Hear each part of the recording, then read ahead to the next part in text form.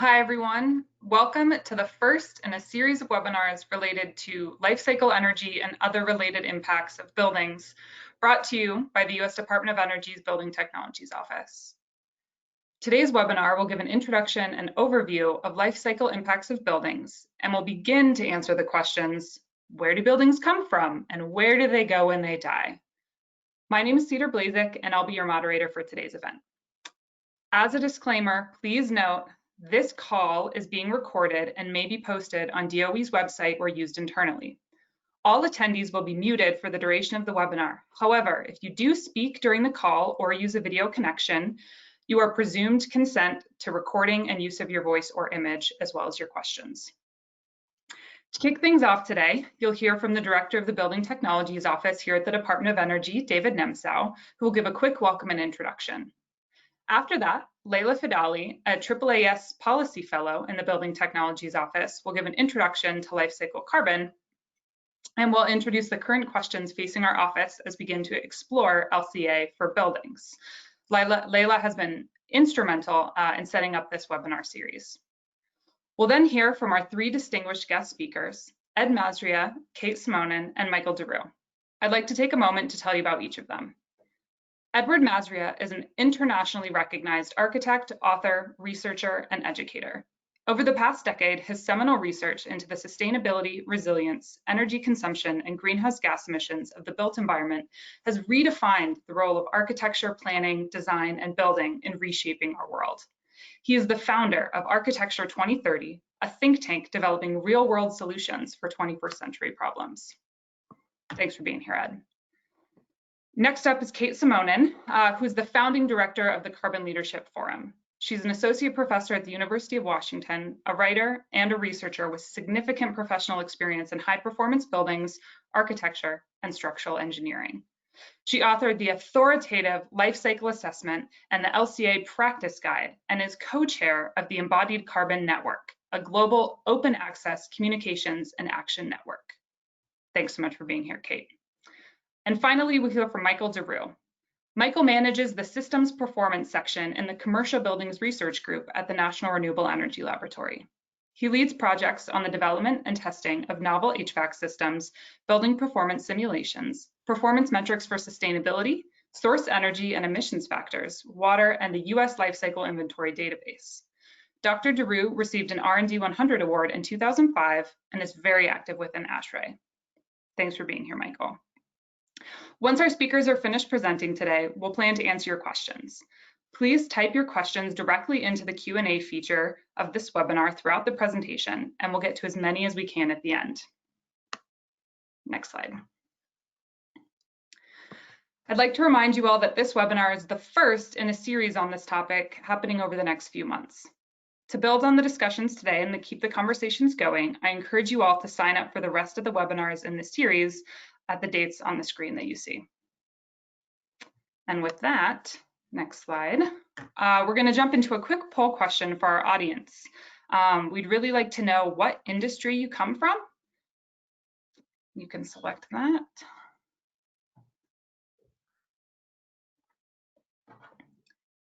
And go ahead and select other if you don't see your industry represented.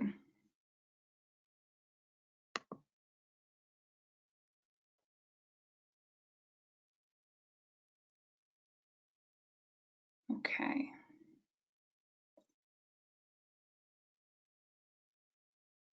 Great, so it looks like we have a good amount of representatives from federal, state, and local governments, as well as the consulting and corporate world, and some representation from labs and academic researchers. Great. And then we also want to know, how familiar are you with life cycle analysis? This is pretty broad, but we just want to gauge sort of who we're speaking to.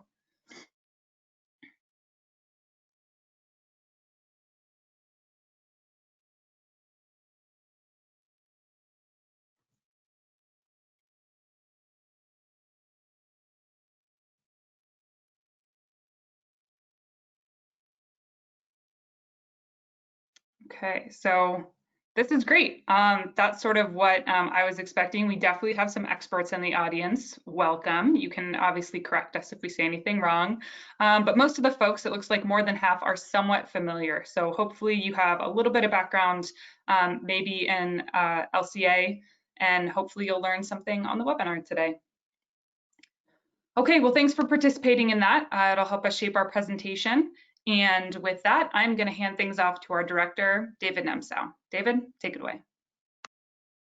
Thanks very much, Cedar. Can you hear me okay, Cedar? I'm having some bandwidth problems on my home machine. Is that okay? Sounds good to me. Ed, thumbs up from Ed. Okay, and if I lose the bandwidth, I might have to turn off my camera. So thanks very much, Cedar, and thank all of you for joining us today and for not letting webinar fatigue get the best of you these days, and being part of this conversation. I want to talk about BTO in a moment, but before I do that, I want to tell you my views on life cycle analysis.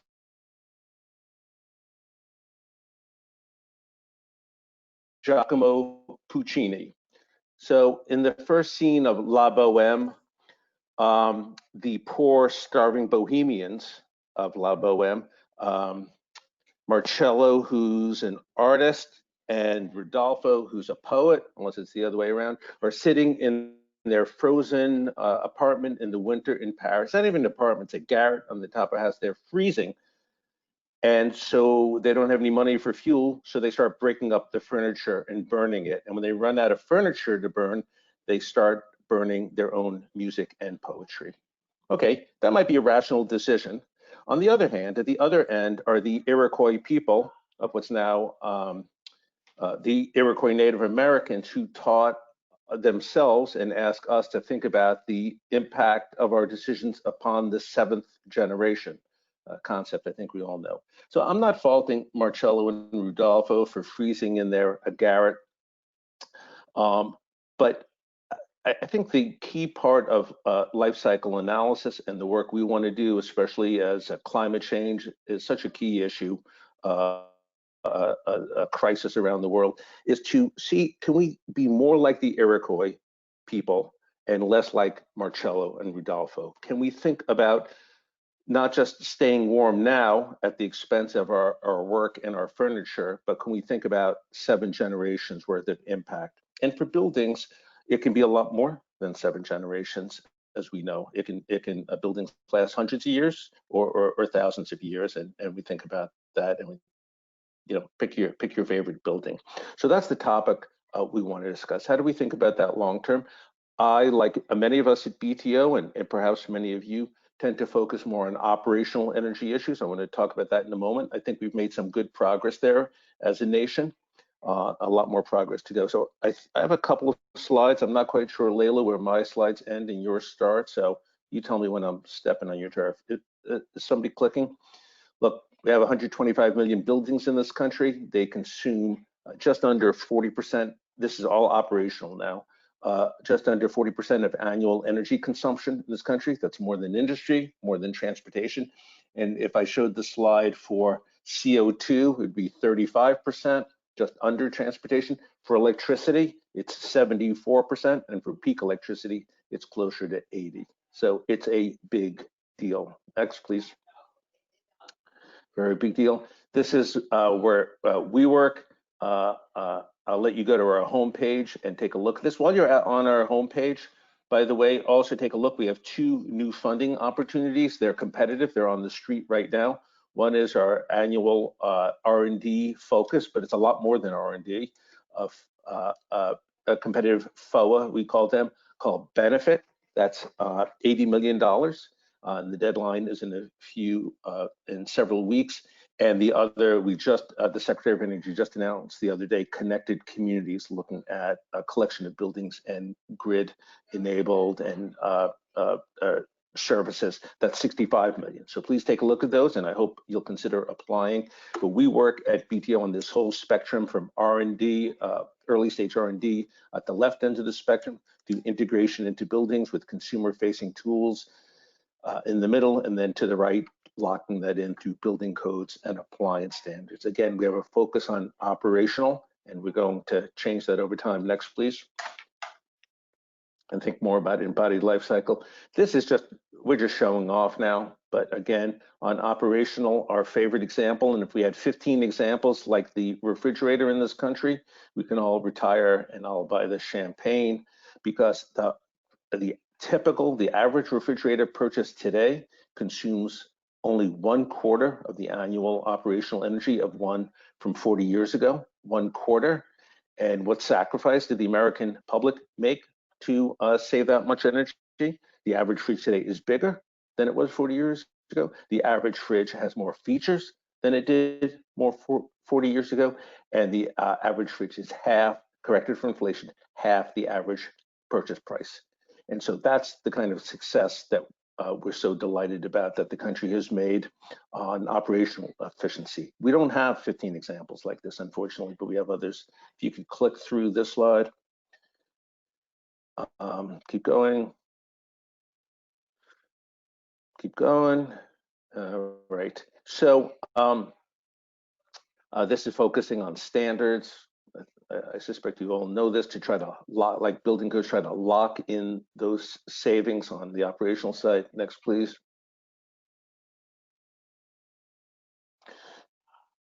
All right, David, I think we're about to, yeah, I think we're going to turn to Layla. So as you can imagine, what we want to do is continue our focus on operational energy efficiency. And I want to say this conversation, I suspect, I know from conversations within our office with the national labs, with experts like Kate and Ed and others and Michael, it's very easy to get all twisted up on absolute numbers versus percentages. The point is, and Layla will talk about that, the point is we are making some progress on we're making some great progress on operational energy efficiency. We need to make a lot more. The demands we face demand that. So I recommend when we have this conversation, we don't get hung up on relative shares. We get hung up on that we have two big problems in this country in terms of buildings energy use. One is how do we improve operational performance, and the other is how do we improve life cycle energy performance. That's my view on it. I'm sure we'll have a chance to have a conversation. Thank you. Layla. Thanks. Can everyone hear me? Okay. So thank you very much for your remarks, David. I'm really excited to see where this goes in BTO. So as David said, we've had an impact on operational energy. We've been doing well, but there's something that we have been missing, which is the emissions that come from before a building is up and running and what happens after it ends. So you can see a pretty big slice of the pie, pretty significant slice of the pie is associated with building construction. Next slide. So if we look at the whole picture, thinking about life cycle carbon, that refers to carbon emissions associated with all stages of a building's life, from extracting raw materials and manufacturing them to construction, and the actual operating life of the building to when it's demolished or reused and recycled. So life cycle carbon includes both the operational carbon that has been our office's traditional focus and embodied carbon, which is the carbon associated with all the other stages. Next slide. So you're going to hear a lot more about this from our panelists, I'm sure, but one reason that this is a very urgent question is that global building stock is expected to more than double. So if we want to be able to address the carbon emissions associated from all those new buildings being built, we need to work on this right now. So next slide. So this, then the question is, where should we be focusing? Where is our office needed? What types of buildings should we be thinking about? What types of materials? What parts of the life cycle? This webinar is about exploring those and other questions. Next slide. Okay, so I guess here I'm going to go ahead and hand it over to Ed to tell us about what's going on here.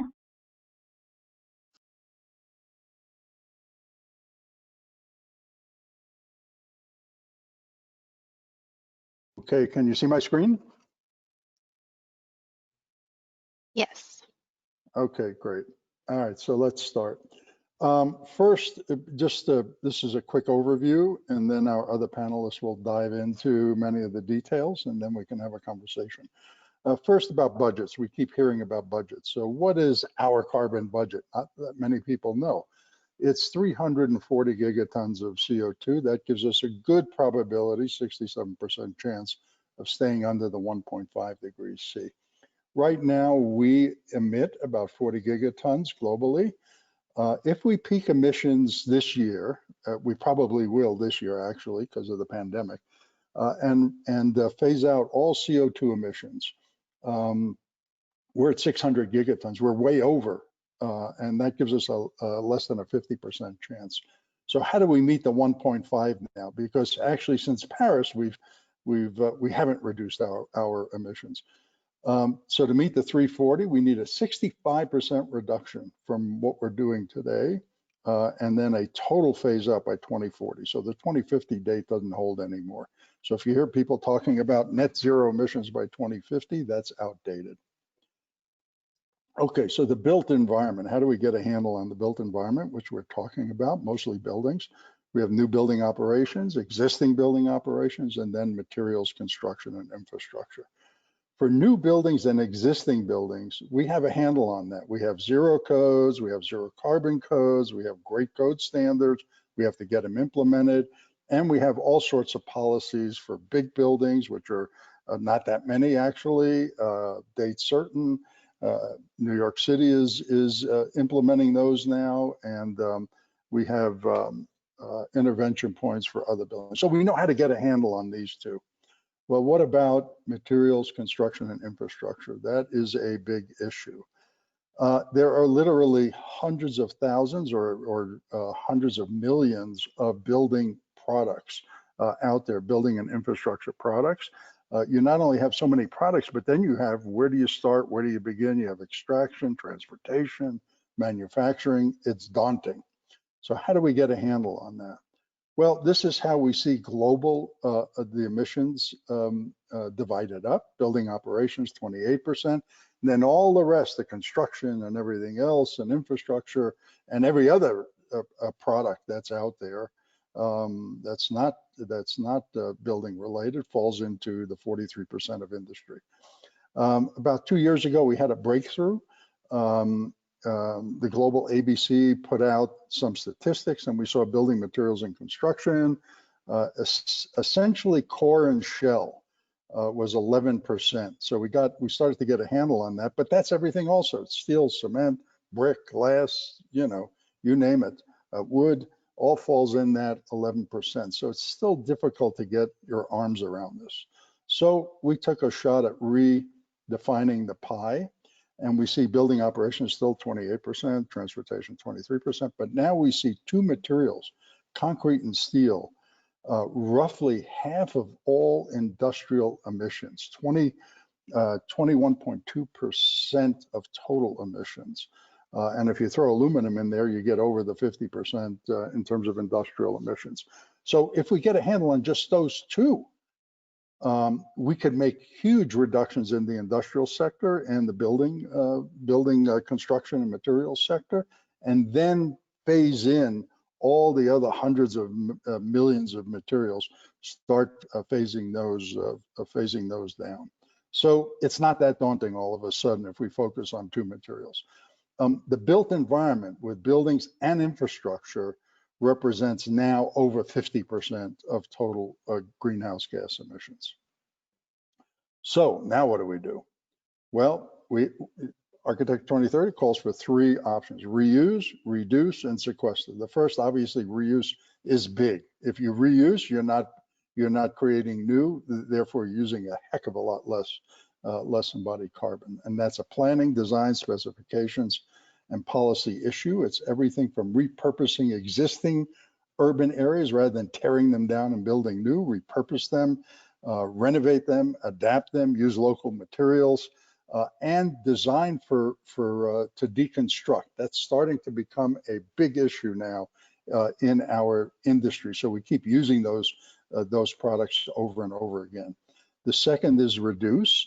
That's the same planning, design, specs, and policy, That's everything from growth boundaries, so we don't have sprawl, to infill. There's tons of places to infill in existing cities. Optimizing structure, the engineers have a big role to play. Specifying low carbon materials, and then a policy, which we're now beginning to see in embodied carbon. And the last is sequester, actually drawdown. And that's everything from using sustainable wood that's sustainably forested, cross-laminated, glue-laminated wood and bamboo now, which is very fast growing, and it's an incredible material and very strong, and you can laminate it into big members. Carbon positive aggregate, injecting CO2 into concrete, using biomaterial, and the landscape architects are now really getting involved in terms of drawdown and urban agriculture, so we don't take up that much land. So what Architecture 2030 calls for in order to meet the 1.5 degrees C target, this is what must happen. Right now, we need a 40% reduction below the average when you're specifying materials. There are all sorts of tools available for that. By 2030, it needs to go to 65%. And by 2040, the products we use need to be zero, and how we construct need to be zero CO2 emissions.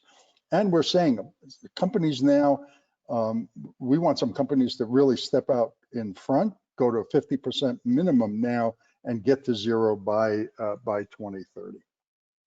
We have now, tools are coming on the market like you wouldn't believe. You can go to carbonpositive.org.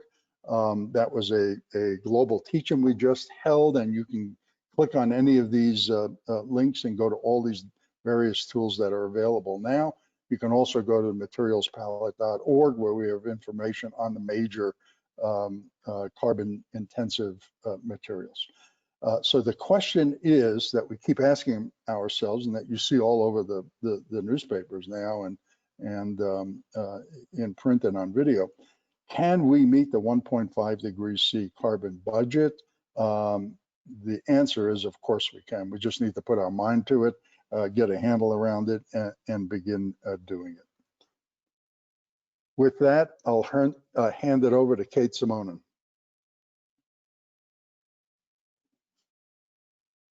Thank you, Ed. Can you now see my screen? Yep.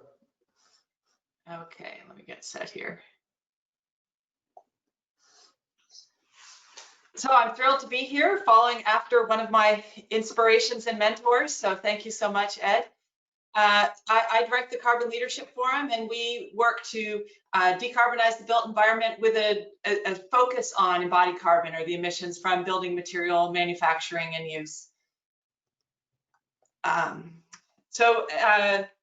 We're using life cycle thinking. So life cycle thinking is both a perspective and methodology. So when you look at the total life cycle of a building or of a product, you're thinking about it from its cradle, when materials are extracted from the ground, manufactured, all the way through its use and end of life, and ideally thinking of it from a circular perspective, that the end of life of materials become new materials again. Life cycle thinking can be thought of from a cost perspective. So life cycle cost analysis looks at the cost to not just build an asset like a building, but also to operate it throughout its life. A life cycle assessment, or LCA, is doing the same, but from an environmental impact perspective. So a life cycle assessment as an accounting method is tracking the extractions from nature. So removal of coal or other water and resources, and then the emissions to nature. So greenhouse gas emissions, methane, nitrous oxide, all of those emissions that happen when we burn things or have chemical reactions, and aggregating those emissions to environmental impacts, such as greenhouse gas emissions or carbon, or impacts that impact water, like eutrophication, where you see the algae blooms. So life cycle assessment is a method that tracks these impacts and converts them, tracks emissions and converts them to impacts. And that method goes into a framework of a thinking about the total life cycle impacts of an asset. So we're talking here about those environmental impacts. The same thinking can be done from costing as well. So as brought up, if we look at the total decarbonization of the building sector, we need to look at both the operating impacts, where we need to make buildings energy efficient, decarbonize the electrical grid, and eliminate combustion of fossil fuels on site. But then when we look at the embodied impacts, those impacts happen from a wide range of sources. They come from driving trucks and to extract materials. There are the high heats that are needed to make things like cement and steel. There are chemical reactions that take place in the manufacturing process. So these industrial sector has some real challenges of decarbonization.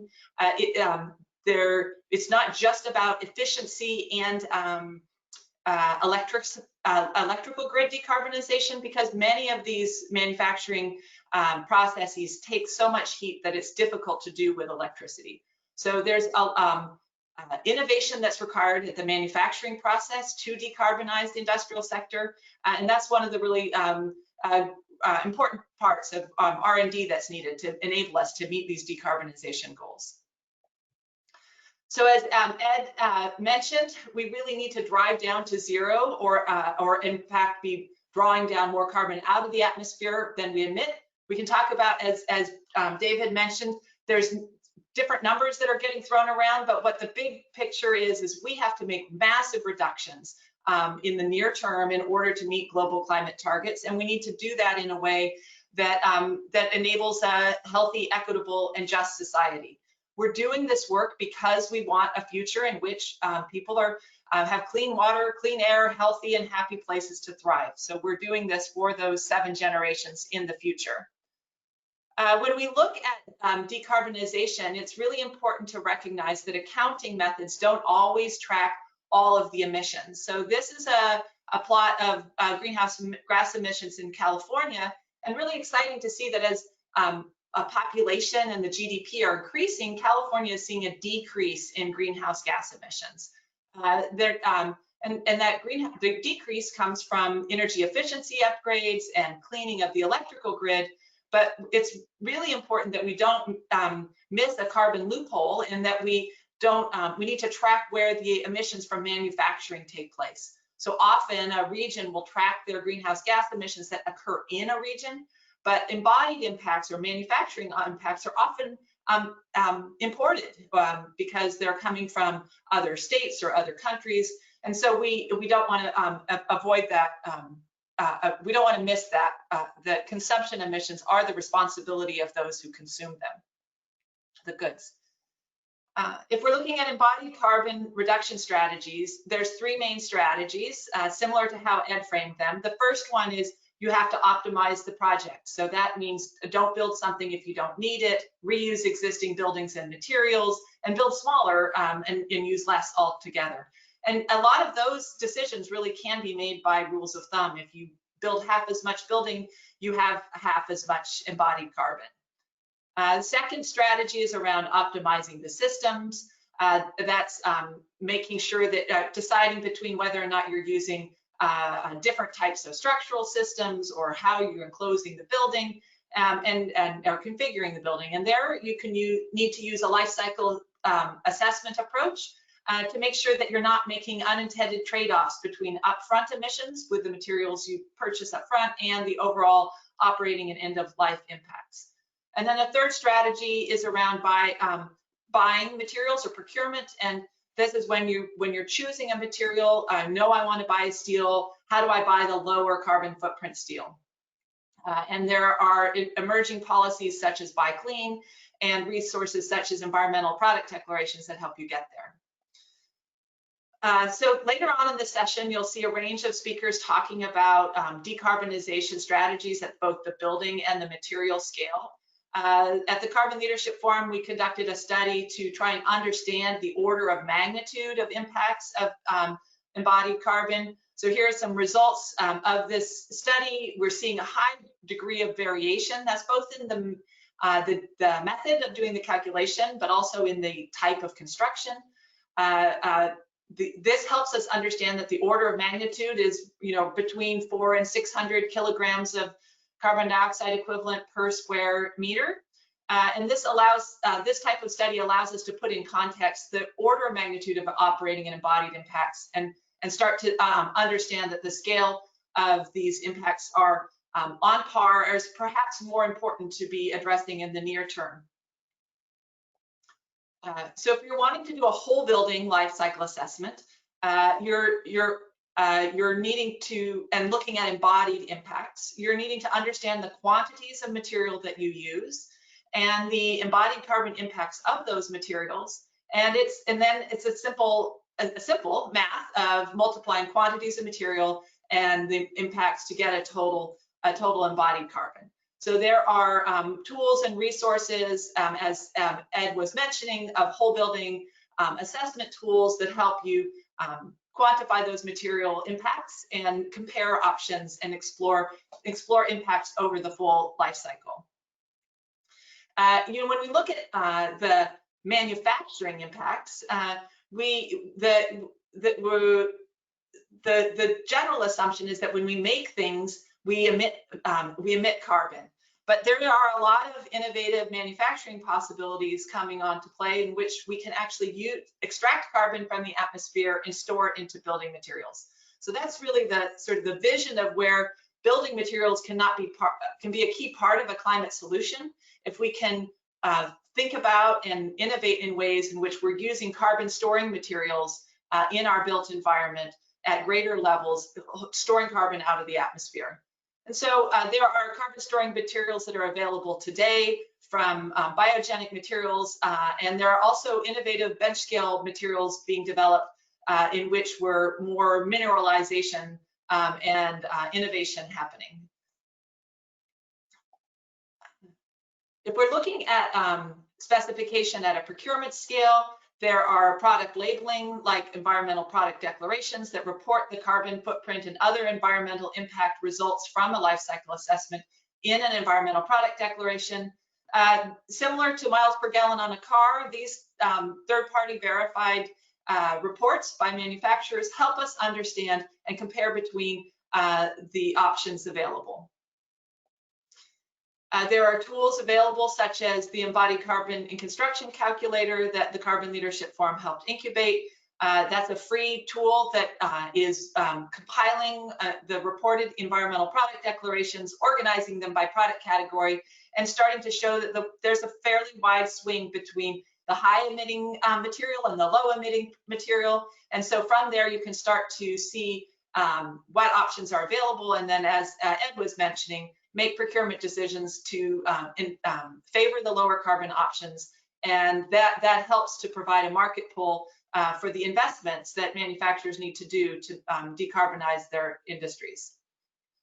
So later on through the webinar series, you'll see more examples about how you can optimize embodied carbon from the project, the system, and the material scale. If you're looking for additional information, I encourage you to join the Carbon Leadership Forum. We send out monthly webinars or monthly newsletters, as well as have research and resources available to you. And we're convening regional hubs. And so there's volunteer groups forming to advocate and for embodied carbon reduction action. And we welcome you to join. Thank you. And I will now hand it over to Michael.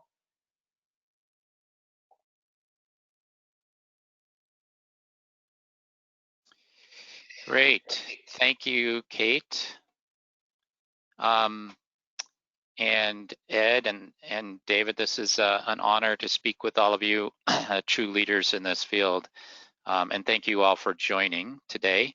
I'm going to talk a little bit about some of the challenges. Can everybody see my screen here? Some of the challenges and the opportunities that we have in front of us here to address these challenges, these enormous challenges that are before us. So I'm going to get right in here. So one challenge we've already talked about, but a little bit, it's that we need massive new construction.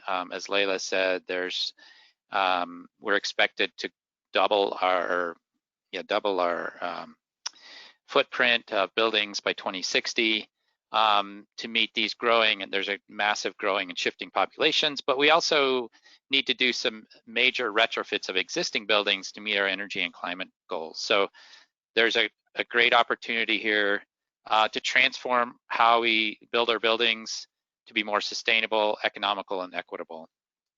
The second challenge I just want to talk about today is, and it's been kind of the underpinning of everything we're talking about, is this growing environmental and economic impact of the energy consumption, the resource constraints that we're facing, and we have an aging infrastructure. So we have this opportunity to transform our energy generation, distribution, consumptions to be to be zero carbon. We want it to be very efficient, resilient, and reliable, and secure as well. I didn't put that in there, but so what solutions do we have? So the Department of Energy launched the Advanced Building Construction Initiative, and this is a major initiative to transform construction industry. And we see great opportunities here to improve the energy performance of the buildings, increase the labor productivity, improve circularity that Kate was just talking about, as well as a big factor, and address our social and economic inequities. So we have the opportunity here to make major changes in how we build buildings so that we can reduce the energy consumption, reduce the materials consumption. We can make it a much more efficient process, and build in and change the materials we're using so that we can use materials that Ed and Kate are talking about.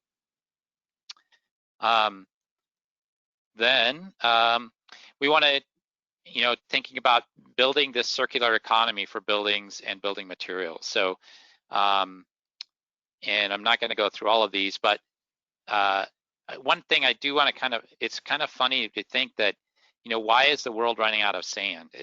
You wouldn't think, we have plenty of sand, right? But for all the concrete that we use in the world, which is a massive amount, we need quality sand. So you can't use sand that comes from a beach, or it has, because the sand is not, the sand grains are rounded and they don't work well for concrete. So you have to mine sand. So there is this problem of running out of sand. So we do need new ways of thinking about how we build buildings and what kind of materials we use. And in the United States alone, we had just from buildings about 169 million tons of construction and demolition waste in 2015. Now a lot of that, especially the concrete, does get recycled into new aggregate, or aggregate for new concrete. But the rest of that, it goes to the landfill, and it's just a huge waste of resources that we should be, continually keeping in our economy. All right. So we talk about the embodied energy in the building, embodied carbon in the building, and then the operational carbon. We think about, the energy consumption. But as a facility manager, you actually have a lot of opportunity to reduce impact the carbon footprint of your building. And if we think about this in one way, we have this, this is just a simple graphic thinking about the annual carbon emissions from your building over time. And you have this operational consumption, emissions from energy and water use. And I'm just showing here as a decrease in that as we become more efficient, use different energy sources. But then we also have this ongoing, what I'm calling the operations and maintenance emissions. This is all the other materials that you bring into the building on a daily basis, and how you operate the building, what kind of cleaning supplies you use, what kind of other operations that you do. And then you have these event-based emissions. So you may buy new furniture in the building, which, what choices do you have to have zero emissions there? You may do an equipment replacement, and you could potentially even get a carbon credit depending on if we really want to account it that way. But there's lots of events throughout the life of the building And then at the end of life, you're going to have end of life emissions or potentially credits, depending on what you do at the end of life of that building. And so we're coming up with ways, tools to help building facility managers think about how they operate the building and how they can make zero carbon or very low carbon decisions. So another big solution we have ahead of us is transformation of our energy systems. So right now our energy systems is carbon intensive. It's aging infrastructure. We're moving toward a clean energy generation, smart and secure transmission and distribution. And our loads we're working on making them very smart and efficient loads. And we have distributed energy resources. So this is a major transformation of energy systems that's ongoing here. And to make this work, make all of this work, they have to be connected, and we're working on that a lot. So we're talking about the buildings, so I'm gonna go into the buildings part of this. So what we call the grid interactive efficient buildings are buildings that are efficient. So we try to make them as, first of all, work on efficiency as efficient as possible. We make them connected so that we're connecting, we're communicating, and we have energy flow to and from the grid, because we have storage on site, we have on-site generation, we have very flexible loads in the building that can, and then we also may have electric vehicle charging in the building. So that's another big shift where we have our buildings are becoming fuel stations for our transportation as well. So this is a tremendous opportunity and a big effort within the Department of Energy right now. And then I just want to end on one big example here. The city of Los Angeles has a goal of going to 100% renewable energy. And think about that for Los Angeles. This is one of our largest cities in the country, one of the largest cities in the world, going to 100% renewable energy. This is crazy thinking, right? But this is the kind of stuff that we need to do. So NREL is working with the Los Angeles Department of Water and Power, and we're looking at how they can do this. So we're modeling their energy systems, looking at all of the distribution systems, but then also looking at all of the buildings in Los Angeles. So we're modeling or doing representative models of all the buildings of Los Angeles and looking at all the optimization, different technologies that we could put into those buildings, how we can link those together with this distributed energy resources, looking at the economic analysis, looking at the job creations. There's a big job migration. There's going to be a lot of new jobs created, but there's also going to be a lot of jobs that are going to, people that are going to be go out. And so we're going to have to figure out how all that works. And so this is a tremendous study that we're undertaking that hopefully we can replicate and learn from and improve on and move on to other cities, and because we're going to have to do this across the country and across the world. All right, that is the last of my slides, and I will turn it back over to Cedar, I believe. Great, thanks so much, Michael. And thank you so much to all of our presenters for that high-level overview. I want to jump into a poll question before we get into the Q&A. So we want to hear from you. What aspect of life cycle carbon should the Building Technologies Office here at the U.S. Department of Energy focus on? If there's an answer that you don't see represented here, please feel free to type it in the chat box.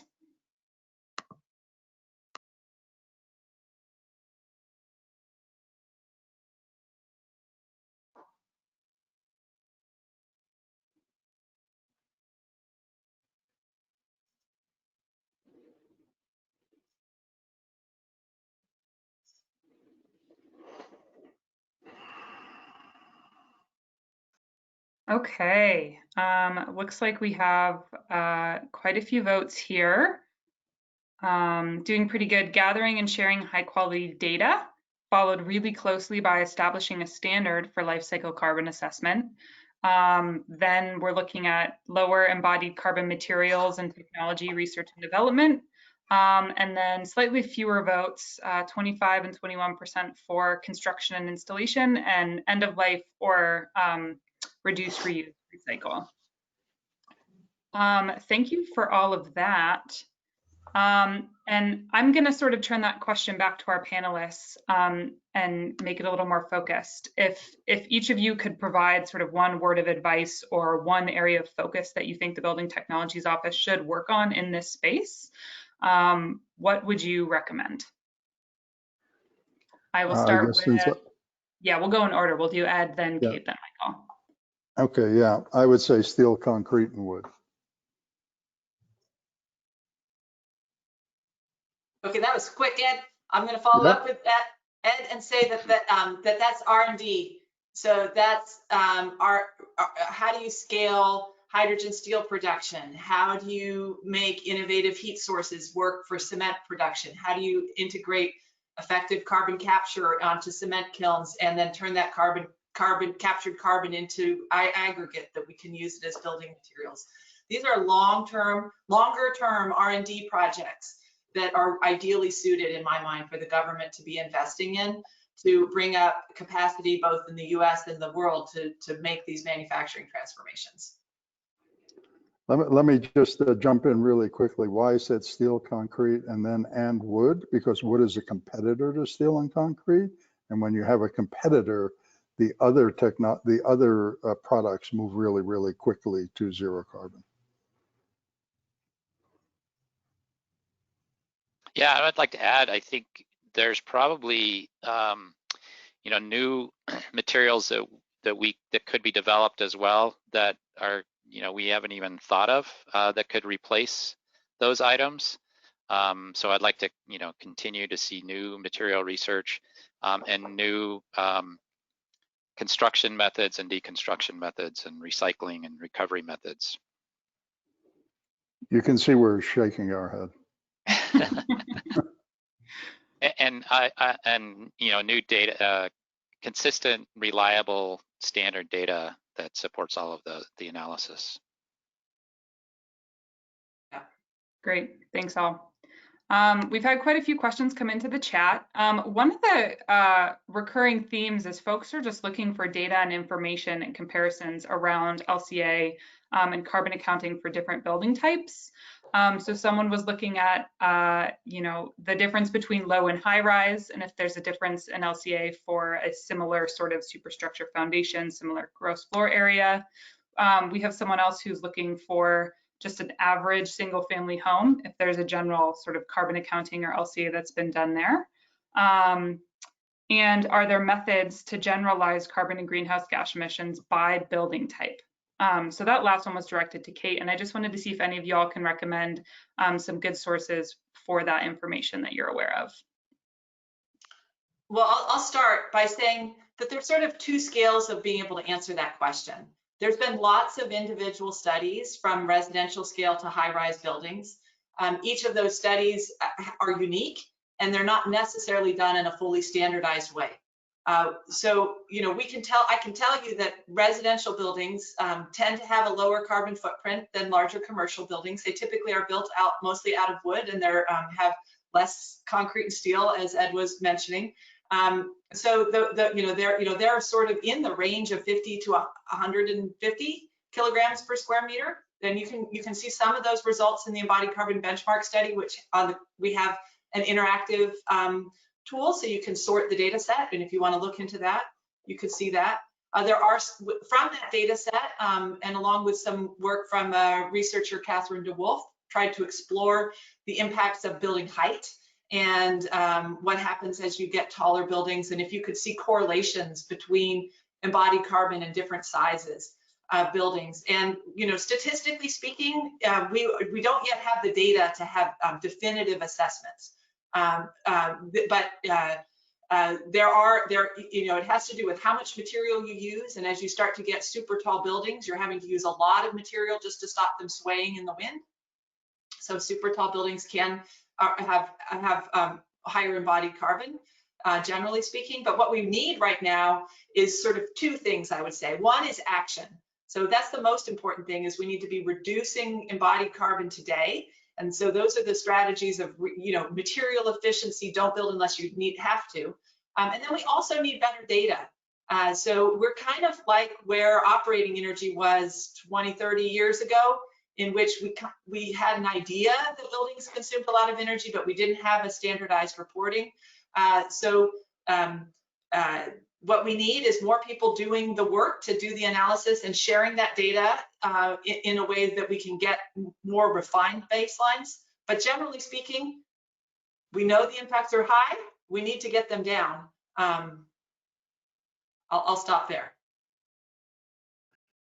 Yeah, I'll just add that the people who've logged on can go to carbon-positive.org and go to the agenda page on that website. And if you scroll down, there'll be a tools sessions, and there are all sorts of tools available to deal with embodied carbon, and they can log into the tutorials to see what those tools provide and get a good handle on what they can use in their practice.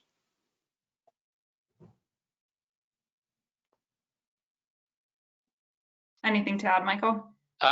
Those are not much, except those are great responses, and just reiterate Kate's call for action. We need action now. Like, don't worry too much of exactly the number. I think that falls a little bit to David's first step. You know, we could debate around the margins, but what we know is we need to make reductions. Well, just So one we have other a couple thing. of questions. Oh, go right ahead. Yeah, just really quickly, is that there are alternatives. So if you're looking at a high embodied carbon material, pretty much for every material that you specify, you can find a low embodied carbon alternative if you can't get the data on that material, or look and see within that category,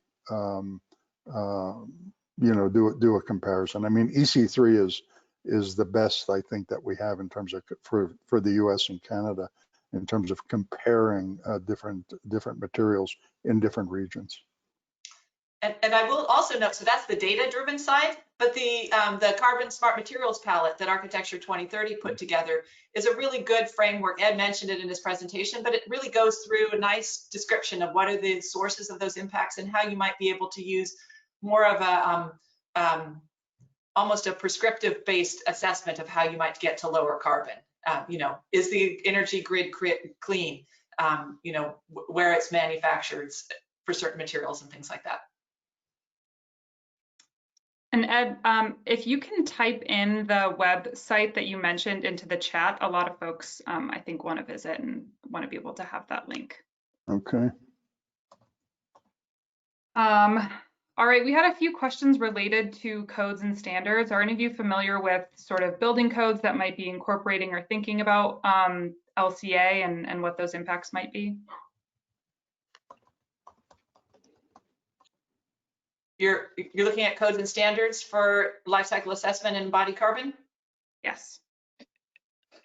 So, you know, there are increasingly inclusion of embodied carbon so that you can see it in green building programs, from LEED to other green building programs that are encouraging a whole building approach or a material approach. But and then California has 2 embodied carbon policies, one at a state level, Buy Clean, which is setting caps on the emissions from certain materials that the for state procurement. So for universities and other government buildings, they're requiring reporting of material impacts, and then setting caps below them. And then Marin County, along with some other counties in Northern California, have adopted a low carbon concrete code, which limits the carbon footprint of concrete that can be used in all buildings built in that area. So policy is you know, there's also private policy that's happening. So large companies are setting climate targets, and then they're integrating their purchasing and their particularly around their building purchasing into their climate targets, and requesting data on the materials they purchase, and also setting low incentivizing the low carbon manufacturers. Yeah, and I'll type in another website, achievingzero.org, but I'll type it in. I think it's achieving-zero. I'll get that in a minute. But if you go to under that is embodied carbon, I think it's under frameworks. If you scroll down all the way to the end, it gives you all those cities and counties that have embodied carbon policies.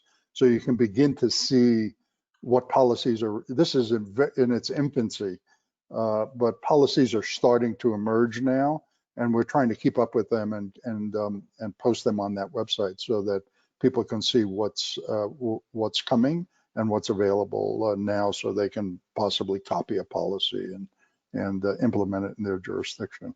But I'll type that into the chat box too. Thanks, Ed. I'm going to do one last question. Oh, go ahead, Michael. I was going to say one more to mention is ASHRAE standard 189.1, which does include embodied carbon and some, doesn't really include LCA, but some LCA type metrics in there. And it's continually changing and adding more in this space. All right, I'll pile on. So let's just remember that codes are slow building code, mandatory building codes, not voluntary standards, but mandatory building codes are a slow moving beast by design. And it's only been the past 3 or 4 years that they've looked at EV charging and photovoltaics. So to the point everybody said before, it'll take a while till this gets enough well understood and into the mainstream before building codes will be the natural policy target. And I think there'll probably be other policy interventions that are better suited for this issue over the next few years.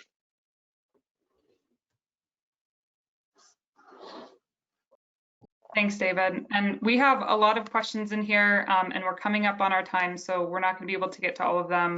I just wanted to see if our panelists had any sort of parting thoughts that they'd like to leave our audience with. We'll go with Ed, Kate, Michael, and then David. Yeah, we know how to get a handle on operational carbon. As I said, the next elephant in the room is really embodied carbon, and the more folks working on it, Kate's been incredible putting together an entire global network of people working on this issue, and we're beginning to see quite a bit of movement. So we obviously have some time, but we need to move very quickly. Yeah, so I think first off, I think it's great that this webinar series is putting together. So I encourage people to come back to the other sessions. I think this is in some ways a new frontier of decarbonization, but in other ways there are things that we know how to do today. As Ed mentioned, there are low carbon products on the market today that people can specify and purchase. There are ability to evaluate impacts using life cycle assessment. And so it's about the commitment to act and the understanding that each individual action builds up, and through all of those we can have a profound effect. So let's we're working to the future that we want, not the future we're afraid of. Let me just interject one final thought, is that the design community, the design, planning, architecture, landscape architecture community are really the gatekeepers of the whole embodied carbon movement, because they're the ones who specify every product that goes into the built environment. And so they have to specify something, and they have choice. And when they have choice, then you put pressure on those that aren't meeting the standards that we want to really step up to the plate. And I'll defer my time to David so we can close it out. Oh, that's good of you. I'll just say, no, you don't want to end on this. No, you go after me, Michael. I'm just going to say there's good news and bad news. The good news is that we collectively as a community and the department are focusing on this important issue and putting our time and talent into it. I think that's important news. The bad news, the hard news is it's additional degree of complexity. And the relationship to operational and embedded is a complex relationship. And I'll just say, photovoltaic panels and fiberglass insulation are both made out of melted sand, which requires a lot of embodied energy and therefore carbon. So it's a complex relationship. They travel together often toward the same goal, and sometimes they run a little more cross-purpose. So it's essential we work on it, and we've got a lot of tools, and we've got to pull all those levers on that. Now, Michael, you can sort of see it. You can say something really upbeat. I'm getting a headache thinking about how hard this issue is. Yeah, it's definitely a big challenge ahead of us, but you know, there has been tremendous new technologies and growth and opportunities in this space over the last 5 years, and I think that is just going to accelerate, and we'll definitely see more positive outcomes in the future. So thank you all. Hey, David, can you end with your Winston Churchill quote? I thought that could be an appropriate ending to this. All right, good. Winston Churchill, thank you. The eminently quotable Winston Churchill said something very important about during the Battle of Britain in 1940. It's illogical, but I think it's our guidance for this. He said, sometimes doing our best isn't good enough. Sometimes we must do what is necessary. So on that note, thank you. Let's all do what is necessary here. Yeah, thank you all. Thanks, everybody. Thanks for joining. Please join us on the rest of our webinars. Bye-bye. Bye-bye.